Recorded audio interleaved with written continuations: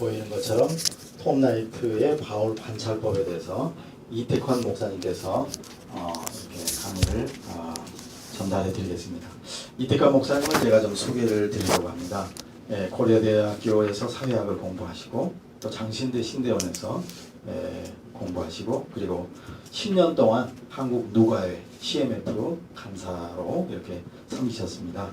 현재는 요 가까운 곳에 여기 망원역 근처에 거기에 그 소망교회 담임 목사님으로 계십니다. 그러면 이분이 무슨 자격으로 톰라이트를 강의를 하시는가? 사실 가만히 이야기 들어보니까 저희는 지금까지 항상 이 퀄리티가 있는 전문 이 교수님들을 항상 세우고 그랬는데 이번에 이제 이렇게 하게 된 데는 여러 가지 배경이 있습니다. 2006년부터 목사님께서 톰라이트 카페를 이렇게 만드시고 그때부터 계속해서 이 책을 모임을 통해서 공부하고 또 강독을 하고 이렇게 진행을 해왔다고 합니다. 이걸 하고 있을 때 지난주 강의하신 최현만 선생님을 그때 이제 만나셨다고 해요. 그러니까 톰라이트에 관한 적어도 원조격이 되시는 것 같아요. 그래서 우리 오늘 제가 지난주에 말씀드린 것처럼 이번 강좌의 어떤 우리의 그 방향은 톰라이트 자체에 대해서 이렇게 우리가 깊이 정리하고 분석하는 시간을 갖는다라고 말씀드렸습니다. 오늘은 이 책을 중심으로 이제 강의가 진행되겠습니다. 오늘은 강의안도 있으시고 또 여기 파워포인트도 나오고 하니까 여러분 강의 듣는데 어려움이 없으리라고 생각이 됩니다. 지난주에 그 강의안 그 내용이 페이스북에 올라왔었는데 전부 보셨나요? 현대기독연구원이라든가 또 최현만 선생님이 올린 거서 왔습니다. 사람들이 전부 깜짝 놀랐어요. 너무나 알찬 내용인데 그걸 소개를 못했습니다. 그래서 다음 주에 아마 약간 선별을 해서 몇 가지만 소개하는 그런 시간을 갖도록 이렇게 하겠습니다.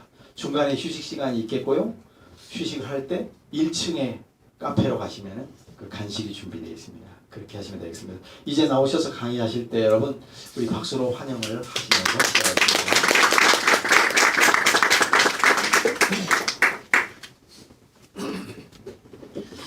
방금 소개받은 이태관 목사입니다. 저는 그냥 평범한 개척교회 목사인데요. 여기서 가까운 망원역 근처에 그 소망교회라고 하는 교회를 지금 횟수로 벌써 한 7년이 됩니다. 그 소망교회 다들 이름이 특이하다고 하는데 원래 풀네임은 그리스도 소망의 교회입니다. 오직 그리스도만을 소망한다는 의미인데 줄여서 그 소망교회 이렇게 했습니다. 톰라이트를 국내에 최초로 소개한 분, 대중적으로 최초로 소개하신 분은 다 알고 있죠. 양희송 선생님, 양희송 청월한 대표로 알고 있습니다. 양 대표는 영국 유학생 시절인 2001년 1월에 그 월간 복음과 상황에 그때 톰라이트를 어떤 가상 대담 형식으로 아주 재미있게 기발하게 소개를 한 적이 있었습니다. 저도 그때 처음 읽고 톰라이트라는 사람이 있나 보다 이렇게 알았지 사실은 그때 톰라이트에 대해서 깊이 관심을 갖지는 못했습니다. 그리고 그해 4월달에 한국기독교연구소에서 예수의 의미라고 하는 마커스 보그와 톰라이트 공저가 나오긴 했지만 그래도 그때만 해도 톰라이트가 한국에서 이렇게 널리 알려지지는 않은 상태였던 것 같습니다. 저도 큰 관심은 없었고요. 톰라이트가 이제 한국에서 어쩌면은 존 스토트 이상으로 비범한 목회자요 신학자일 수도 있다라는 것이 알려지기 시작한 것은 아마 2003년, 4년, 5년 그 무렵이라고 생각이 됩니다. 그때 연속적으로 톰라이트의 주저들이 이제 소개되기 시작을 했었습니다. 2003년도에 신약성서와 하나님의 백성, 지난주 우리가 이것을 가지고 공부를 했었죠.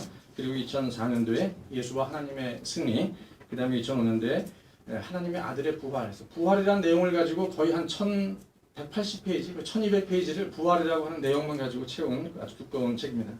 특징이 있습니다. 점점점 두꺼워진다. 그리고 이제 요번 한 8월 달 되면 책이 또 나온다 그러죠. 바울에 관한 책이 나오는데 그것은 한 권으로 쓸 수 없어서 2권입니다. 너무나 많아서요. 그래서 우리나라에서 번역될 때도 아마 2권이 나눠져서 한 권 나오고 또 한참 있다가 한 권 나올 것 같습니다. 점점점 늘어나는데 지금 나온 게 3권이고 요번에 나오면 이제 4번째 책이 나오고 본인은 한 5에서 6개를 아마 일생의 과제로 이렇게 남기려고 하는 것 같습니다. 2005년도 무렵에 이제 이 책이 나왔을 이 무렵 2005년도 무렵에 국내 최초로 톰라이트 카페라고 하는 이상한 카페가 하나 생겨나게 됐습니다. 가피풀이라고 여러분 아시죠? 지금은 거의 가피풀이 뭐 활용이 되지 않고 있고 사장도 된 거나 마찬가지인데 그때 가피풀의 사실 친교 모임입니다. 친교 모임인데 이 멤버들이 톰라이트 책을 아까 나왔던 그 주저들을 읽기 시작하면서 그 카페의 이름을 톰라이트 카페라고 붙였습니다. 뭐 사실 신학자들도 아니고 목회도 저 혼자밖에 없었습니다. 그래서 제가 저 톰라이트 책을 읽느라고 좀 더 남들보다 사실 좀 부담이 더 있었지만 이 카페의 정체를 모르기 때문에 뭐 미국에서도 캐나다에서도 톰라이트를 알고 싶은데 한국에 카페가 있다고 하니 우리도 가입하겠다 막 연락이 많이 오고 그랬어요. 저는 부담이 많이 됐었죠.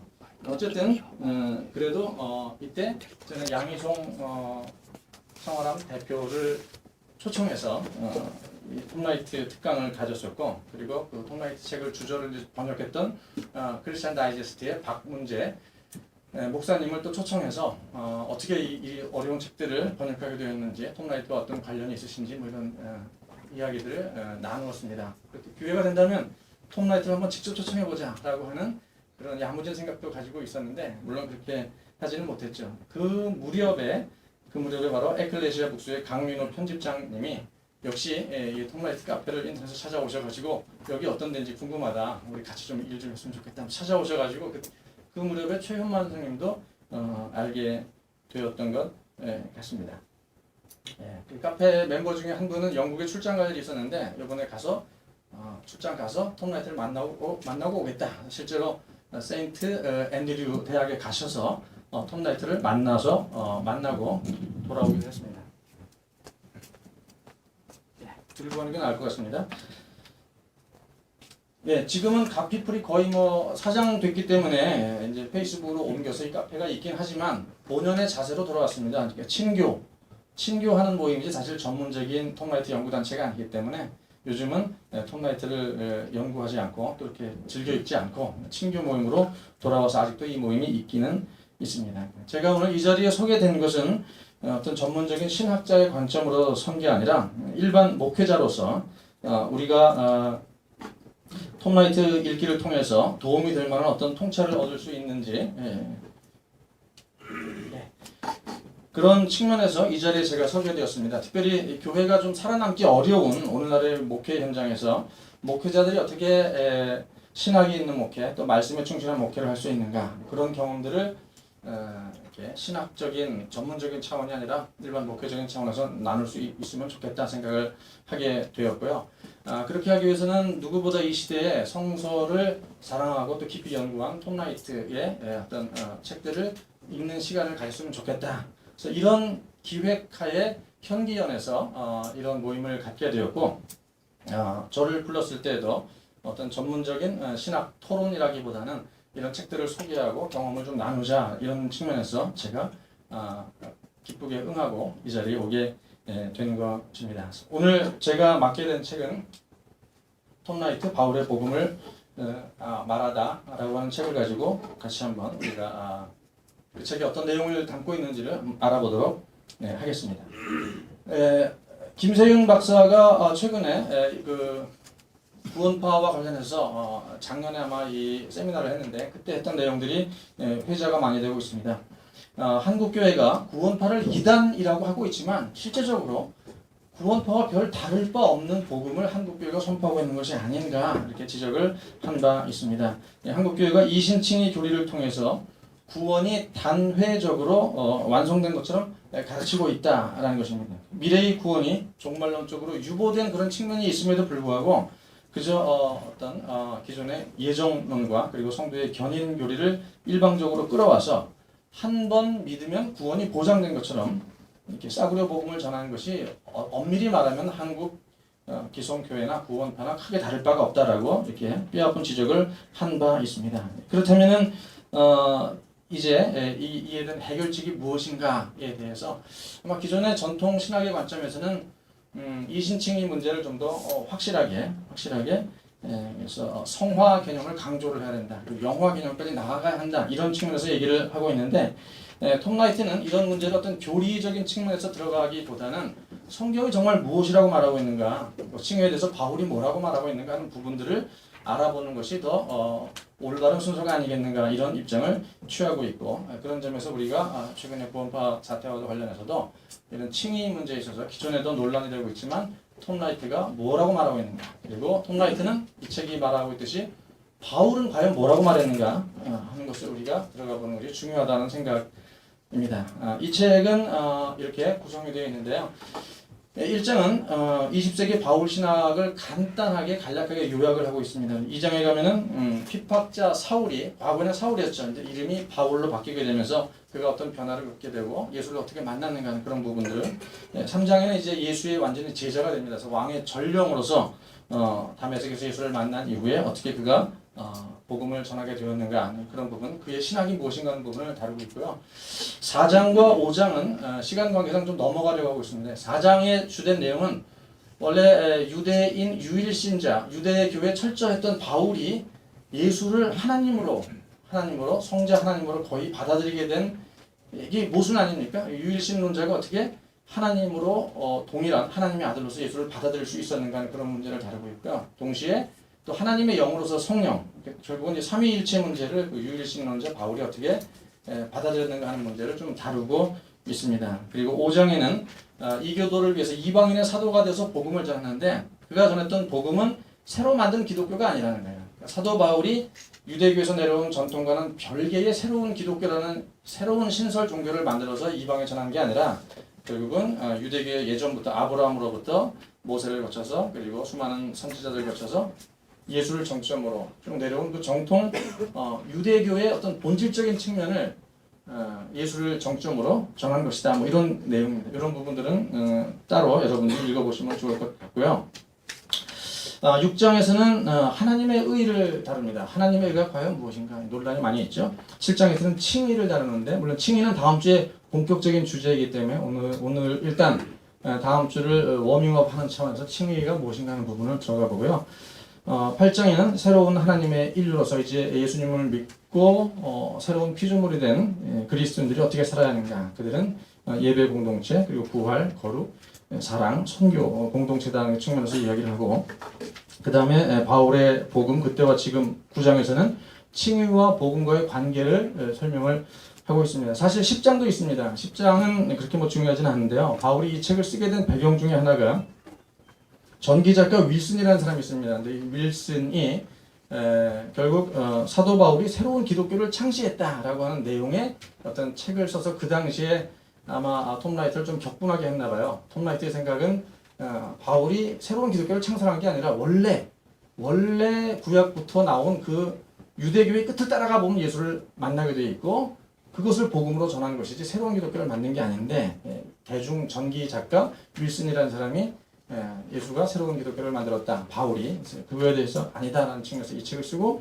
마지막에 자신의 입장을 정리한 것이라고 볼 수 있겠습니다. 자, 그럼 이제 본 내용으로 들어가 보고자 합니다. 1장에서는 20세기 바울 신학에 대한 중요한 내용들을 아주 간단하게 간략하게 요약을 하고 있습니다.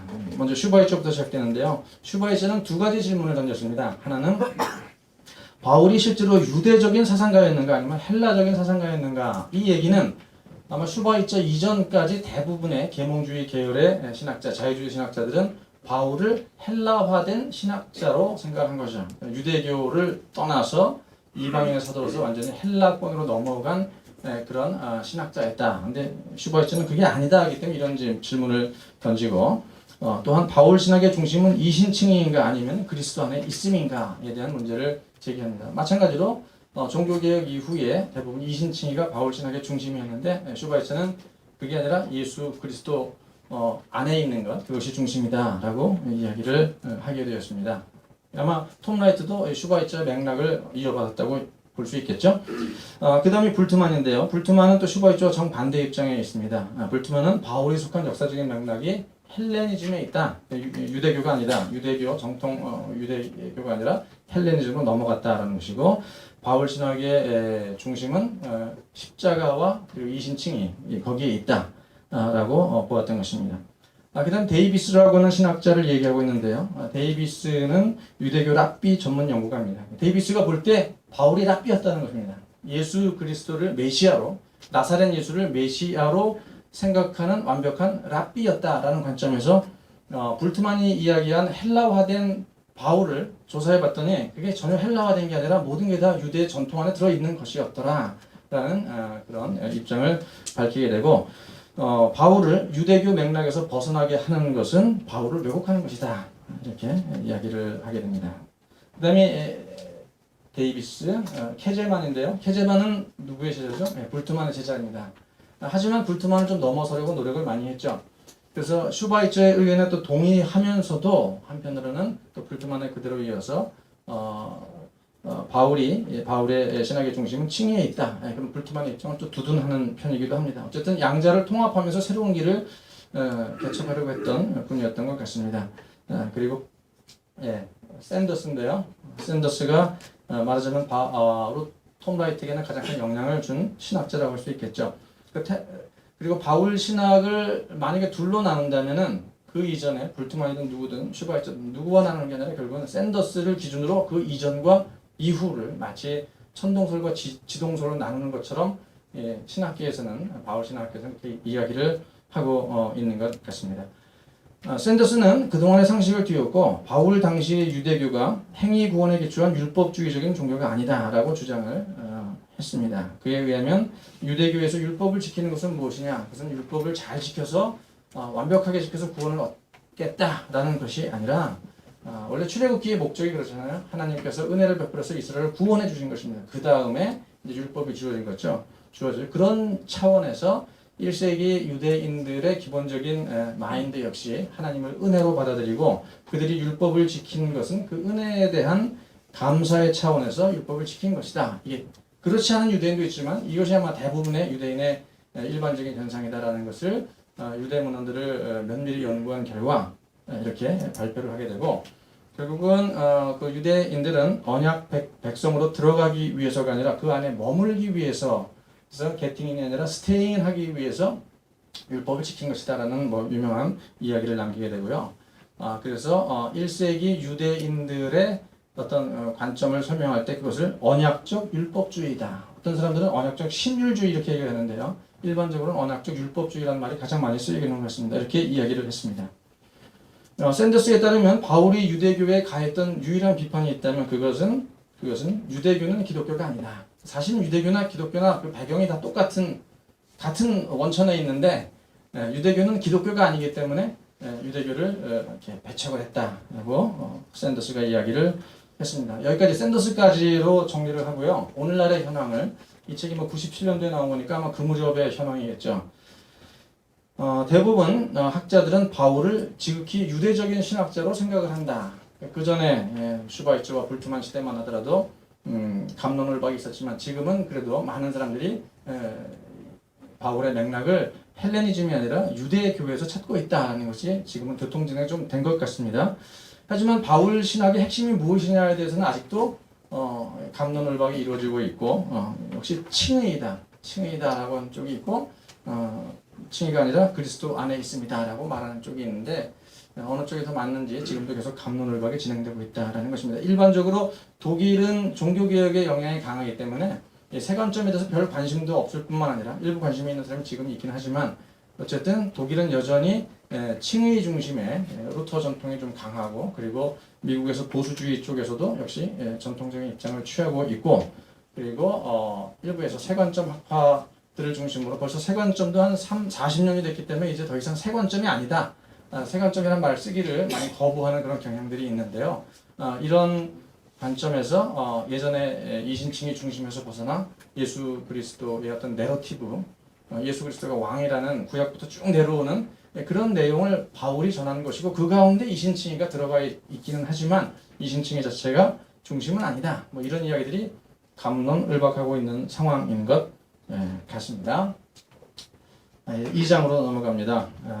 바울은 성경 곳곳에서 자기의 과거 이야기를 합니다. 흑역사 비슷한 자신의 과거의 이야기를 하는데 공통적으로 들어가는 말이 열심이라는 말입니다. 내가 증언하노니 그들 속에는 과거 바울이 포함되어 있습니다. 하나님께 열심이 있으나, 그렇죠? 빌립보서 3장에서도 열심으로서는 교회를 핍박하고 자기 자신이 과거의 교회를 박해하되 열심히 했다, 그렇죠? 갈라디아서에서도 내가 조상의 전통에 대하여 더욱 열심히 있었다, 이런 이야기를 누누이 곳곳에서 밝히고 있습니다. 그렇다면 사울은, 바울이 되기 전에 다소의 사울은 왜 이렇게 열심을 했을까? 그리고 그 열심은 어떤 열심일까? 사울은 초강경 우익이었다라고 톰마이트는 생각합니다. 어떤 사람들은 사울이 가말리엘 문화에 있었기 때문에 상당히 뭐 유순한 계통의 사람이 아니었나 이렇게 생각하는 사람들도 있는데, 톰라이트는 가말리엘 문화에 있긴 했지만 그의 속성은, 그리고 그가 정말로 추구했던 것은 샴마이 학파 바리새인이었다. 이게 힐렐 학파가 아니라 샴마이, 열심주의, 행동주의, 뭔가 어떤 무력을 통해서라도 자기 뜻을 관철하려고 하는 그런 쪽의 바리새인이었다는 입장을 톰라이트는 가지고 있습니다. 당시 힐렐 학파의 경우에는 샴마이와 힐렐 학파 둘로 나눠져 있었는데, 힐렐 학파의 경우에는 뭐라 그럴까요? 우리에게 성경을 읽을 수 있도록, 예배 드릴 수 있도록 모든 여건이 허락이 된다면 헤롯이 다스리든 아니면은 뭐 빌라도가 다스리든 아니면은 뭐 이스라엘을 누가 다스리든 그것 자체가 크게 문제가 되지 않는다라고 생각을 했지만, 샴마이 학파는 이것을 도저히 용납할 수 없다. 그들은 이스라엘이라고 하는 거룩한 땅에 이방인이 들어와서 이렇게 욕되게 하는 것 자체가 용납할 수 없는 일이고, 이것을 토라가 원하지 않는다라고 생각을 했다는 것입니다. 그래서 그 열심은 단순히 말씀의 열심, 기도의 열심 하는 것이 아니라 칼을 휘둘러서라도, 시칼이라고 있죠. 칼을 몸에 지니고 다니는 사람들, 그런 칼을 휘두르는 열심을 통해서라도 어떻게든지 이방인들을 몰아내고 이 땅을 거룩한 땅으로, 하나님의 땅으로 회복시키고자 하는 그런 열심이 있었고, 바울이 바로 사울 시절에 거기에 속했던 사람이다라고 얘기를 하고 있습니다. 그들은 기도와 금식으로 활력을 얻었고 토라 읽기를 통해서 혁명적인 열심을 불태웠던 사람들이고, 이것이 바로 1세기 유대교에서 말한 하나님을 위한 열심이 바로 이러한 열심이다라고 이야기를 하고 있습니다. 그들의 관심사 가운데 하나는 이제 하나님 나라가 도래할 것이다. 이방인들을 다 몰아내고 하나님 나라가 곧 도래하고 하나님이 왕이 되어 오실 것이다. 그런데 지금 이스라엘은 여전히 포로 상태에 있다. 물론 바벨론에서 돌아온 지는 오래됐죠. 하지만 돌아왔음에도 불구하고 역시 그리스 지배를 받게 되었고 더 강력한 로마의 지배를 받는 상황에서 옛날 이사야부터 그 선지자들이 약속했던 그 하나님 나라가 이제 곧 도래할 텐데, 어떻게 해야 할 것인가? 하나님 나라가 도래할 때 우리가 어떻게 할 것인가? 이런 부분을 다 아까 안 넘기고 그냥 넘어갔네요. 철저하게 열심을 냈던 사람이었습니다. 성경에 의하면은 이제 머지않은 때 하나님께서 이 땅에 오셔서 세상의 왕으로 등극할 것입니다. 그때 하나님이 왕으로 오시면은 악이 결정적인 패배를 당하고 신실한 유대인들은 하나님의 참 백성으로 인정받게 된다는 것입니다. 그래서 그 내용을 신학적으로 요약을 하면 그것이 유일신론, 그리고 선민의식, 종말론이 되는데 이 이야기들은 앞으로 계속 이어지겠습니다. 사울은 이 모든 내용을 따라 믿으면서 그의 최선을 다했는데, 그가 샴마이 학파 혁명 세력들은 토라에 대한 그들의 열심을 통해서 이 예언들을 열렬히 실현하려고 했습니다. 하나님이 이제 왕으로 되어서 오시는데, 그렇게 하기 위해서 우리가 지금 해야 할 일이 무엇인가? 지금 우리가 해야 할 일은 토라를 철저히 지키는 것이 우리가 마땅히 해야 할 일이다. 그런데 오늘날의 종교개혁 이후에 오늘날의 개혁주의, 그리고 오늘날 많은 기독교에서 생각할 때 이러한 사울의 열심을 가리켜서 펠라기우스 공로주의자이다라는 식으로 해석을 하는 것은, 톰라이트는 이거는 좀 넌센스이다라고 곳곳에서 이제 지적을 합니다. 펠라기우스주의라는 얘기는 우리가 윤리적으로 어떤 공로를 세워서 율법을 철저히 지켜서 뭔가 그래서 하나님의 은혜가 없이도 구원을 받을 수 있다는 그런 주의인데, 사울과 같은 사람은 그런 게 아니었다는 얘기입니다. 사울은 기본적으로 하나님의 은혜로 구원을 받고 이제 하나님 나라가 곧 도래할 텐데 우리가 마땅히 할 일은 무엇인가? 그것은 우리가 율법을, 토라를 철저히 지키는 것이다. 이런 관점이지, 은혜를 먼저 인정하고 그 다음 그것에 대해서 우리가 어떻게 할 것인가 차원이지, 은혜 없이 순전하게 우리의 힘으로 외세를 몰아내고 이 땅에 하나님 나라를 세우고 우리가 구원을 받지 않은, 그것은 아니다라는 이야기를 톰라이트는 펠라기우스와 관련해서 누누이 지적을 하게 됩니다. 그런데 여기서 우리가 간과하지 말아야 할 것이 있다면은 하나님께서 단지 이스라엘만을 택해서 이스라엘에게 하나님 나라를 어떤 세워주시고 그 민족만 구원하기 위해서 이러한 사울이 가지고 있는 생각을 유대인들에게 심어주신 것인가? 그거는 결코 아니다라는 것입니다. 하나님이 이스라엘 백성과 언약을 맺고 아브라함 때부터 언약을 맺은 거죠. 그 언약을 맺은 목적은 하나님이 이스라엘을 통해서 온 세상을 구원하시기 위함이다. 그러니까 원래 아브라함 계약이 그런 거지 않습니까? 너를 통하여 온 세상이 이제 복을 받게 될 것이다. 복을 받는 얘기고 구원받는 얘기죠. 그런 목적으로 하나님이 이스라엘을 먼저 세우신 것입니다. 그런데 포로 상태를 거치면서 이스라엘은 자신이 원래 받았던 그런 사명에서 구약의 역사가 이스라엘의 실패의 역사이죠.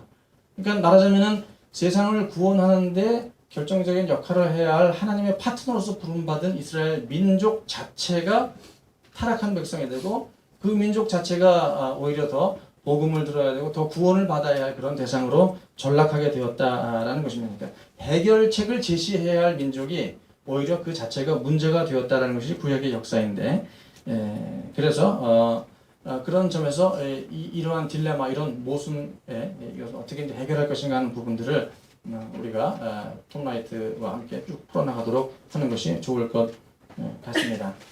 그런데 이 1세기에 유대인들이 생각하는 칭의는 기본적으로 법정인 용어입니다. 이게 앞으로 계속 나오는데요. 법정 용어입니다. 특별히 유대교 맥락에서 칭의는 하나님이 온 세상을 심판하실 때, 이건 종말이죠. 마지막에 있을 것입니다. 마지막 때 하나님이 심판하실 때에 법정의 소송과 같이 하나님이 이제 피고와 원고를 다 놓고 이제 누가 옳은지를 가려내고 구원받을 사람과 그렇지 않은 사람들을 가려내게 되는 법정이 이제 우리 머리에 떠오르게 됩니다.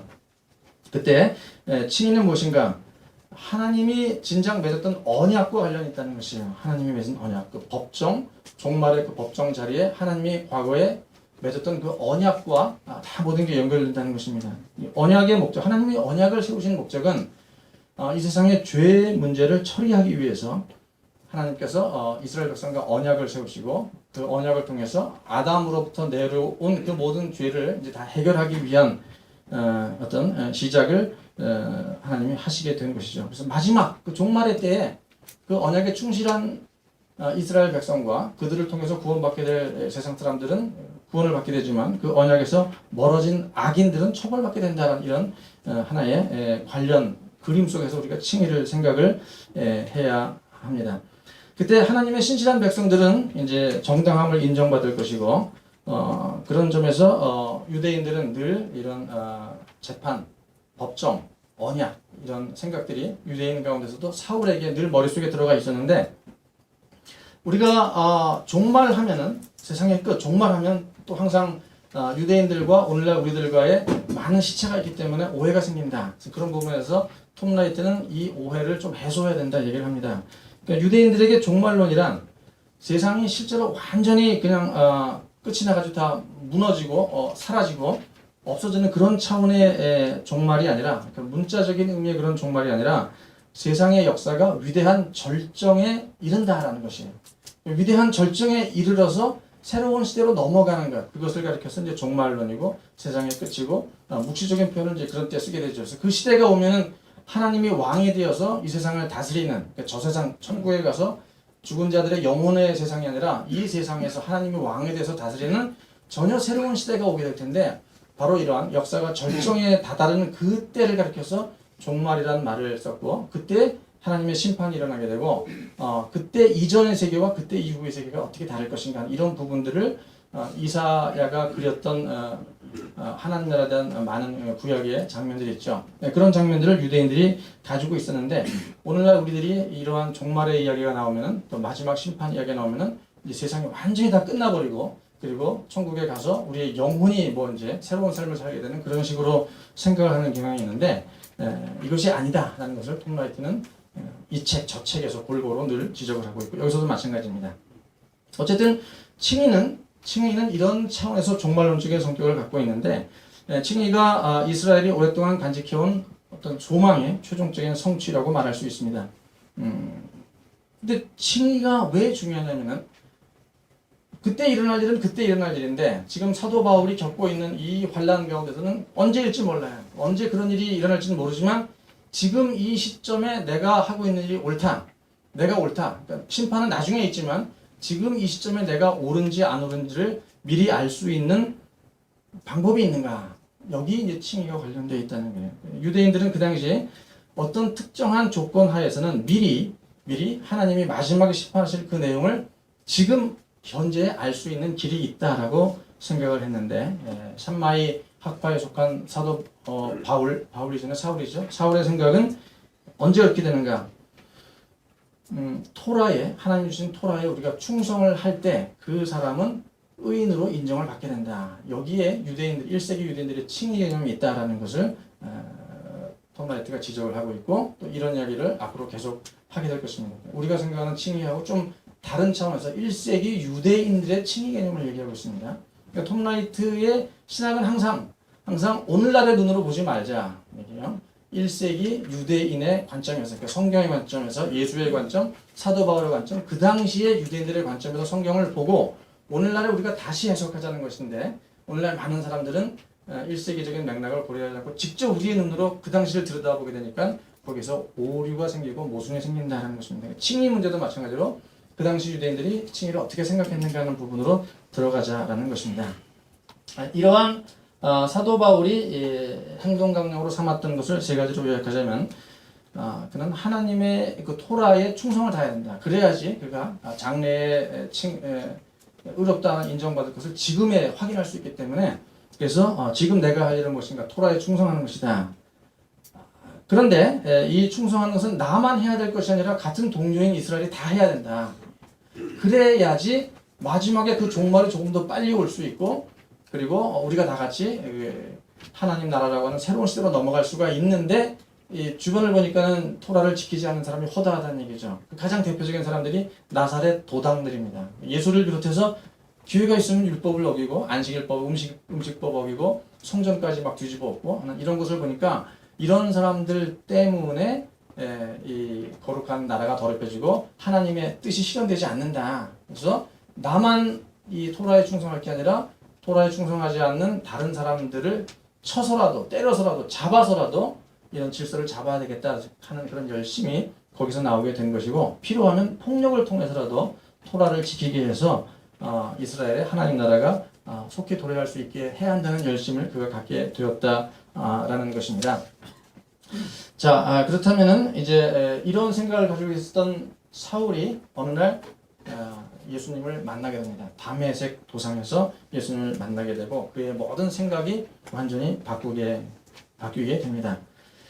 그가 부활한 예수를 만났다라고 많은 사람들에게 주장을 했는데 그의 주장은 단순히 신비적인 환상도 아니었고 또 영적인 체험도 아니었고 그리고 어떤 심리적인 현상이 아니고 신학적인 통찰을 어느 순간 갑자기 하게 된 것이 아니라 정말로 부활한 예수를 그가 만났다라는 것입니다. 뭐 그것을 우리가 이 자리에서 그 정책은 무엇인가를 명확히 설명할 수는 없지만 그에게 있어서 예수의 부활의 의미, 그러니까 부활한 예수를 만나서 예수가 부활한 것을 확실히 그가 알게 되는데 그 부활의 의미가 무엇인가? 그것은 하나님께서 역사의 마지막 때 행하실 일, 자기가 알고 있을 때 그 종말이 있잖아요. 하나님의 종말의 그 순간에 세상을 심판하시고 그리고 누군가를 구원하고 옳다 그르다를 판단하는 마지막 종말의 재판 과정이 있는데 그 일이 지금 일어났다는 거예요.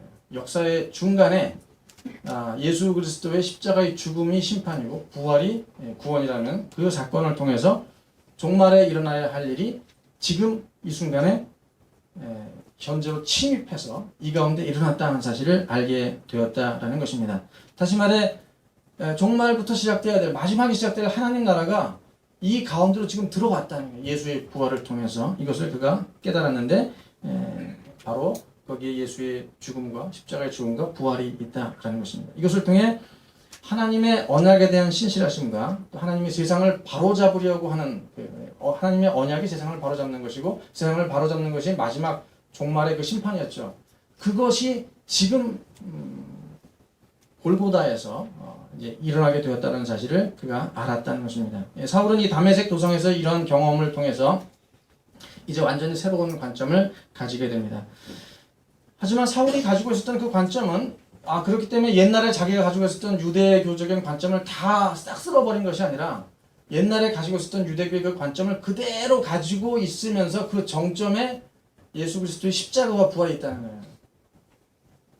그러니까 예수님을 만나고 부활과 십자가의 의미를 깨달았기 때문에 내가 여태까지 잘못 믿었구나 하고 이 유대교의 모든 것을 다 없애버리는 게 아니라 그 정점의 최고의 자리에 예수의 십자가의 죽음과 부활이 있다는 사실을 알게 되었고, 그는 말하자면 옛날에 가지고 있었던 그 열심을 그대로 가져가되 십자가와 부활을 통해서 새롭게 형성된 열심으로 이제 자신의 소명을 발견하고 전 세계 복음을 전하는 쪽으로 나가게 됐다는 거예요.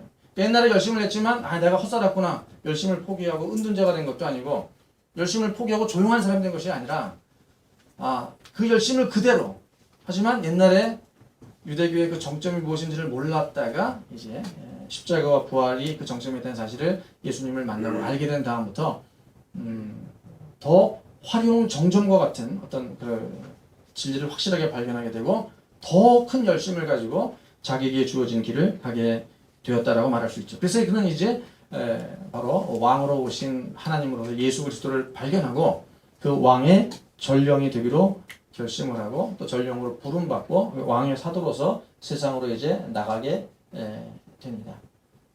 이제 3장이 왕의 전령에 대한 내용인데요.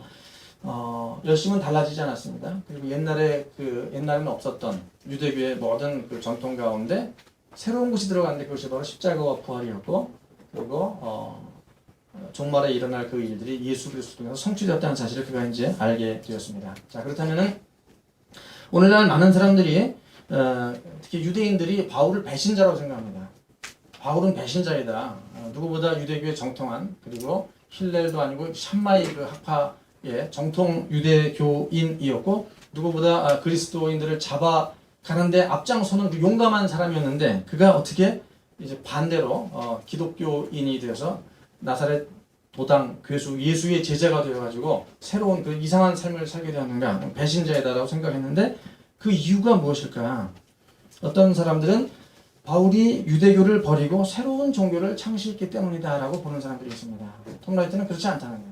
바울이 유대교와 다른 새로운 종교를 만들어낸 것이 아니라 유대교인들이 전혀 생각하지 못했던 예수 그리스도를 유대교의 정점에 놓았다는 거예요. 유대교인들이 생각할 때는 예수는 십자가에 못 박혀 죽은 저주받은 존재이기 때문에 그가 유대교의 정점에 서 있을 리가 없다는 얘기죠. 그러니까 모세가 얘기했던 아브라함의 후손으로서 다윗이 얘기했던 수많은 선지자가 얘기했던 그 오실이라고 한 그 메시아, 그 정점에 예수가 서 있다는 것 자체가 수치인데 바울은 바로 거기에 예수가 있다라고 얘기를 한 것 때문에 유대인들은 바울을 배신자로 생각한 것이지, 그러니까 전혀 새로운 이상한 종교를 새로 만들어서 그런 것은 아니다라고 톰 라이트는 얘기를 하고 있습니다.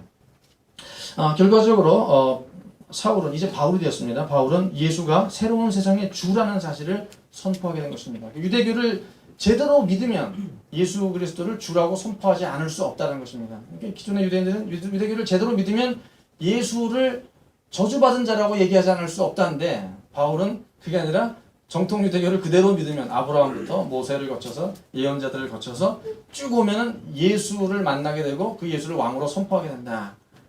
이것에 대한 이제 불일치였던 것이죠. 자, 그렇다면은 바울이 예수 그리스도를 주라고 전하는 것을 복음이라고 할 때 그 복음이 과연 어떤 것인가 하는 부분들을 좀 더 우리가 생각을 해보겠습니다. 복음이라는 단어는 오늘날 구원의 단계, 구원의 소정으로 알려져 있는 이런 어떤 신학적인 절차와 단계로 알려져 있는 경우들이 많이 있습니다. 그래서 개혁주의에서는 뭐 자세한 내용은 다르겠지만 대체적으로 8개, 9개 정도의 단계로 생각합니다. 그래서 소명을 받고 중생, 회개, 믿음, 칭의, 입양, 마지막에 영화로 이어지는 이러한 단계를 설명하는 것이 구원이고, 이 단계를 통해서 우리는 결국 구원으로 도달하게 된다라고 이야기를 하고 있고, 이렇게 자세히는 안 들어도 우리가 대부분 들어왔던 복음, 또 내가 전했던 복음 가운데서는 복음이란 무엇이냐? 복음은 사람들이 구원을 얻는 방법이다. 복음을 알아야 우리가 구원을 받는다. 그리고 그리스도가 우리의 죄를 치유하고, 구원을 얻으려면 우리 죄가 없어야 되는데 죄가 있지 않느냐. 내 죄를 예수님이 취해 가시고 예수님의 의를 내가 받아서, 그러니까 죄와 의가 교환이 일어나죠. 이런 형태를 통해서 우리가 구원을 얻게 되는 메커니즘, 이것이 복음이다 라고 설명하기도 했었고, 또는 복음이란 무엇인가? 예수님이 나의 개인적인 구주가 되는 것이다. 나의 개인적인 구원자로 예수님을 맞아들이는 방법, 그것이 복음이다. 나의 죄를 인정하고 예수가 나를 위해 죽었다는 사실을 굳게 믿고 나의 삶을 그에게 헌신하는 것이 그것이 복음이다. 이렇게 우리는 많이 설명을 하고 대략 이런 관점에서 이해를 해왔습니다. 톰 라이트는 문제 제기를 합니다. 과연 바울 당시에도 복음이 그렇게 알려졌을까? 그리고 바울이 전한 복음이 과연 이러한 단계적인 구원의 서정으로서의 그런 복음이고 구원 얻는 방법론으로서의 복음을 바울이 헬라 세계를 돌아다니면서 구원 얻는 좋은 방법을 가르쳐주겠다. 그래서 너의 죄를 예수께 드리고 예수의 의를 받아서 구원받아라. 이런 방법론을 정한 것이었을까에 대해서 일단 의문을 제기하고 질문을 던집니다. 복음은 성경으로 들어가 보자면 성경이 말하는 복음은 뭐 크게 구약의 복음과 신약의 복음이 있습니다. 구약의 복음은 뭐 히브리어로 바사르라고 하는 용어를 쓰는데 유대인들이 생각했던 복음은 무엇입니까? 결국은 아름다운 소식인데 가장 대표적인 게 이사야서에 보면은 아름다운 소식, 기쁜 소식을 시온에 전하는 자여 너는 높은 산에 오르라. 아름다운 소식을 예루살렘에 전하는 자여 너는 힘써 소리를 높이라. 이 소식이 뭡니까? 이제 우리가 구원받았다, 해방되었다, 바벨론 포로에서 풀려났다라고 하는 내용 자체가 복음이라는 것입니다. 구약에서 복음이 하나님께서 왕으로 오신다는 얘기예요. 그러니까 이사야 40장에 보면은 하나님이 이제 왕으로 오셔서 그러니까는 왕이 오실 때 그 길을 예비하라. 광야에 외치는 자의 소리가 나오고 이제 막 빵빠르게 울려 퍼지면서 하나님이 이제 왕으로 오셔서 정죄하시고 세상 만방이 다 이제 왕께 경배하고 이스라엘이 드높아지고 시온이 올라서고 한 그런 내용들이 이사야 제2 이사야로 알려진 이사야 40장부터 뭐 그 뒤에 그런 이야기들인데요. 이게 바로 복음이라는 것입니다. 오랫동안 이스라엘 공동체가 기다려왔던 해방과 자유와 구원의 메시지가 복음인데 이것은 좀 개인적인 차원에서 어떤 복음과는 좀 거리가 좀 있죠. 그러니까 이사야서를 읽을 때 우리는 그래도 항상 개인적인 차원에서 읽기를 좋아합니다. 그래서 그러니까 하나님께서 야곱아 너를 지명하여 불렀다 라고 할 때 이 너는 사실은 이스라엘을 이제 구원하겠다는 그런 공동체적인 국가적인 차원의 그런 너인데 우리는 그것을 이제 나 개인으로 받아들여서 하나님이 나를 개인적으로 이제 찾아주시고 그것에도 감격으로 감사하는데 원래 복음의 차원은 개인적인보다는 공동체 차원의 것이다. 특히 구약의 것이다. 이렇게 얘기를 우리가 하죠. 한편 헬라 세계의 복음은 복음이란 말 자체가 헬라어로 유앙겔리온이라는 말이 원래 있었죠. 그것은 통상 어떤 황제의 승리라든가 탄생이라든가 왕위 계승 뭐 이런 것을 선포할 때 이미 사용되는 전문적인 용어였는데 결국은 바울이 복음을 전할 때 구약의 바사르의 의미를 그러니까 구약의 복음의 의미를 신약 헬라 사람들이 아는 유앙겔리온으로 싹 이렇게 바꿔치기를 해가지고 사실은 유앙겔리온이라는 익숙한 이름으로 구약의 바사르의 복음 하나님이 왕으로 오셔서 세상을 이제 하나님 나라로 만드신다는 그리고 이미 그 일이 예수의 죽음과 부활을 통해 일어났다는 사실을 전한 것 그것이 복음이고 결국은 바사르와 유앙겔리온은 차이가 없다. 다 그것은 왕의 복음이다라는 내용들을 얘기를 하고 있습니다. 그런데 유앙겔리온이라고 하는 그 복음이 마치 성경을 읽는 것 같습니다. 보면은 이게 주전 9년에 새겨진 비문에 나와 있는 내용인데요.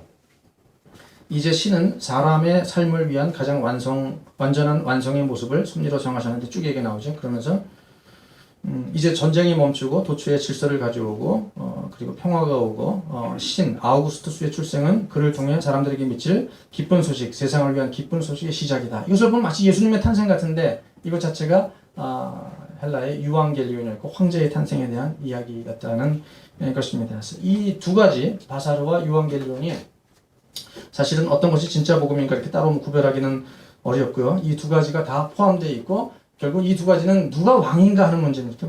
결국은 가이사가 왕인가, 그리스트가 왕인가, 예수가 왕인가, 가이사가 왕인가의 그 문제이고 복음은 누가 왕인가, 결국 예수가 온 세상의 주요, 온 세상의 구주요 왕이다라는 것을 바울이 전했다라는 이야기를 하고 있습니다. 그래서 복음에 관한 네 가지 사중 복음을 보게 되면은 바울이 전한 것이 결국은 십자가에 못 박힌 나사렛 예수가 죽은 자 가운데서 부활했다. 그리고 이로써 그가 이스라엘의 메시아임이 밝혀졌고 그가 세상의 주로 임명되었다라는 이 내용을 복음으로 그가 전한 것이지 이 가운데 이신칭의가 이제 들어가 있을 수는 있지만 이 내용을 배제한 채로 그냥 이신칭이 너 주인이지 구원받으려면은 예수를 믿고 그 믿음을 통해서 의를 얻어서 구원받아라 하는 게 아니라 이 길다란 이야기 구약으로부터 내려온 이 예수에서 성취된 이 전체적인 이야기를 복음으로 전했고 그것의 핵심을 요약하면은 뭐 예수가 왕이다 이렇게 요약할 수 있겠죠. 그래서 이런 관점에서 우리가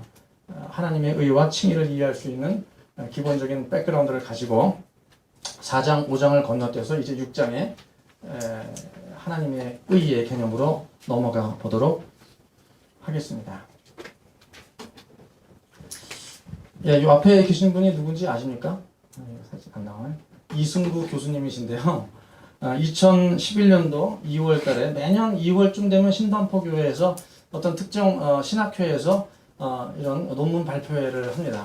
최근에 2010년도, 2011년도의 주제는 2년에 걸쳐서 톰 라이트를 주제를 가지고 개혁주의를 대표할 만한 주로 조직신학자들이 많은데요. 물론 구약 신학자들도 있지만 이 학회에서 그냥 목사라든가 평범한 보통 사람들이 아니라 전문 신학자들이 톰 라이트를 집중적으로 파헤치고 뭐가 문제점이 있는가 하는 것을 2년에 걸쳐 했습니다. 그리고 그 해는 2011년 아마 여름에는 총신대에서 이거보다 더 완벽하게 더 많은 사람들이 모여가지고 또 한 번 이렇게 얘기를 한 적이 있고요. 오늘날 톰 라이트가 존재하기까지는 이런 수많은 뭐라 그럴까요? 검증을 받고 공격을 받고 살아남아서 이렇게 신학자들이 톰 라이트의 문제점들을 많이 제기했으면 톰 라이트가 이렇게 싹 오다가 꺼졌어야 되는데 오히려 더 지금 한국에서 톰 라이트가 널리 알려진 것을 보게 되면은 어쨌든 이런 불세를 잘 견딘 것 때문이 아닌가 하는 생각을 좀 하게 됩니다. 그래서 이 무렵에 저도 이제 이 모임에 참여를 했었고 2010년도에는 대부분 톰 라이트에서 부정적인 평가가 훨씬 더 많았어요. 1년 지나고 나니까는 이제 긍정적인 내용을 일부 다루는데 총신대 한 교수님이 외에도 여러분들이 긍정적인 내용들을 특히 복음서와 관련된 역사적 예수에 대해서는 긍정적인 얘기를 많이 하시더라고요. 그래서 쉬는 시간에 제가 그 젊은 교수님께 아주 긍정적으로 말씀해 주셨기 때문에 교수님은 총신대에 계시는데 톰 라이트에서 매우 긍정적이십니다 얘기를 했더니 교수님이 하시는 말씀이 역사적 예수에 대해서는 톰 라이트에 대해 우리가 배울 점이 많다. 하지만 바울 신학은 오히려 문제가 많다라고 해서 명확한 선을 긋고 나는 아직 바울 신학에 대해서는 동의하지 않겠다 이런 얘기를 명확히 하셨습니다.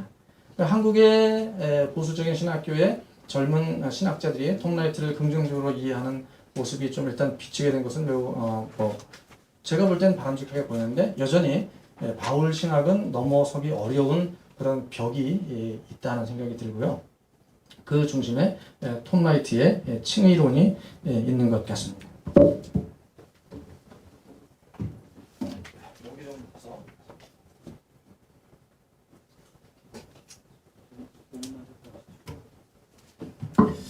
조금만 요 6장만 하고 치도록 하겠습니다.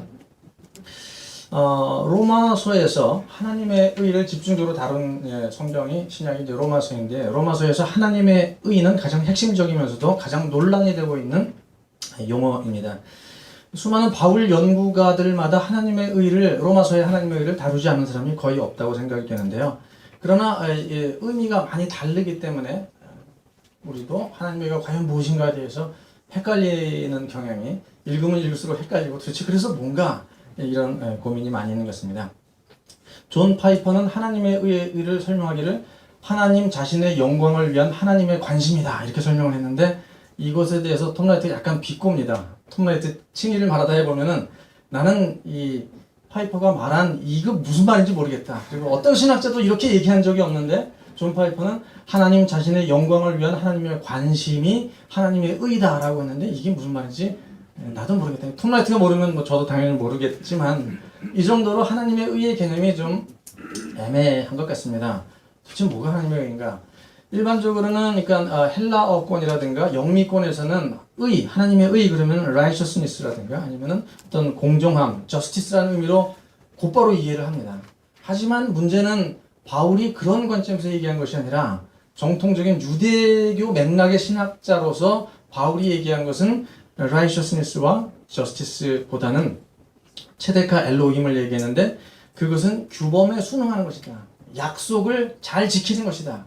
정해진 약속을 따르는 것, 이것이 바로 하나님의 의다라고 톰 라이트는 얘기를 하고, 우리가 그냥 공의구나, 그냥 공정하다는 거구나 이렇게 생각하는 건 좀 다른 차원의 체데카 엘로힘의 개념을 우리가 생각해야 된다는 얘기를 합니다.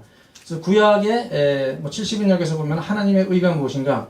주로 하나님 당신의 언약에 대한 신실하심을 나타내는 것으로 나온다라고 라이트는 제시를 하고, 이사야서에서 40장부터 55장 제2 이사야에 나오는 그 많은 내용들에서 하나님의 의는 결국은 하나님께서 당신의 그 약속에 신실하시기 때문에 이스라엘이 비록 신실하지 않은 약속의 파트너 이스라엘은 신실하지 않아서 계속 탈선하고 범죄를 하고 결국은 바빌론 포로가 되었음에도 신실하신 하나님은 그들을 구원해 낸다라고 하는, 이것이 바로 하나님의 의로 설명이 되고 있다. 그래서 이것은 라이셔스니스라든가 저스티스로 설명하기 어려운 제데카 엘로힘의 개념이다라고 이야기를 하고 있습니다. 그래서 이러한 내용들은 결국은 히브리 법정에서 하나님의 재판관이 되어가지고 마지막에 원고와 피고에 대해서 이게 판결을 하실 때 하나님의 의란 무엇인가? 그 사람이 원래부터 도덕적이냐 윤리적이냐 차원을 떠나서 재판대로서 하나님의 선언을 하면 그 선언 자체가 곧 의가 된다. 이런 측면을 얘기를 하고, 이런 법정의 개념이 이 가운데 들어가 있다는 것을 얘기를 합니다. 그러니까 법정의 맥락에서 피고나 원고가 의롭다는 것은 그 재판의 판결 결과로 그들이 얻게 되는 상태를 말하지, 선하거나 도덕적으로 그들이 라이셔스에서 그들이 저스티스에서 그렇게 된 것이 아니고 하나님의 어떤 판결의 결과로 얻게 된 것이다라는 이런 측면을 우리가 먼저 이해를 해야 되는데, 여기에서 이제 그 중요한 충돌점이 생깁니다. 의의 전가 개념이 이제 나오죠. 기존의 신학에서는, 루터 종교개혁 이후에 기존의 신학에서는 재판관의 의의가 피고에게, 죄인에게 전가되어서 네가 의인이 된다라는 그런 개념인데, 톰 라이트는 전가되는 의의는 없다는 게, 성경 어디를 봐도 또 유대인의 개념을 봐도 의의는 무슨 기체나 물질처럼 이렇게 싹 의로운 사람에게서 불의한 사람에게로 전가되고 내가 주는 그런 차원이 아니라 그냥 재판관이 선언해서 이루어지는 것이지, 이렇게 불의한 사람에게 네가 구원 얻으려면 나의 의의가 너에게 넘어가야 된다. 카톨릭은 주입이라는 말을 썼지만 개신교에서는, 개혁교에서는 이것을 주입이 아니라 전가라든가 뭐 분녀라든가 뭐 이런 말을 쓰는데요.